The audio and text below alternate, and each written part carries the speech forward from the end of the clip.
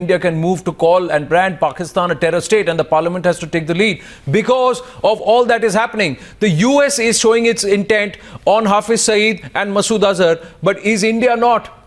Absolutely. Look, I mean, let's not forget that we cannot disengage from the world entirely, and we haven't. In fact, if anything, the Modi government has made outreach one of the leitmotifs of its entire diplomacy, and it's done so successfully with Japan, it's done so successfully with America, it's done so with the EU, it's done so with the UK, and we have a situation where certain world powers, even France, that used to sit on the fence for the longest possible time, has now joined a willing coalition, so to speak, to root out terror from Pakistan. And that's what we're seeing. So while Indian parliamentarians might be minding really, their political picket fences, globally, India's diplomacy is paying off. Now I want to bring in General G.D. Bakshi on this point, but I just want to quickly go back to the larger implications of this move.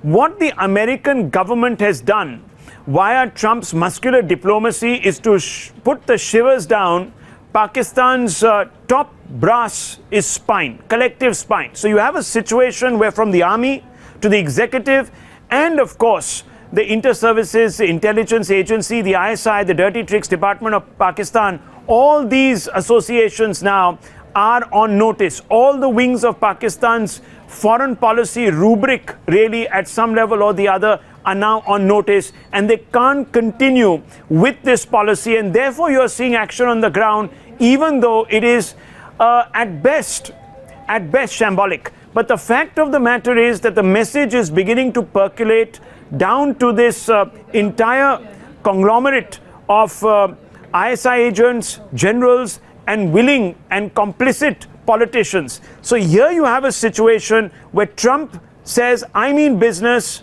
There cannot be business as usual in Pakistan. Clean up your act or I'm coming after you. India can ride that wave, but only to a point. General G.D. Bakshi, how do you view this? The United States moving for a ban, China still not getting off the fence, saying that, look, at the end of the day, we reserve the right to exercise our choices the way we see them. Is there going to be some sort of give where we will see Pakistan now relenting and saying that, okay, we are willing to snap our ties with who they call a good terrorists?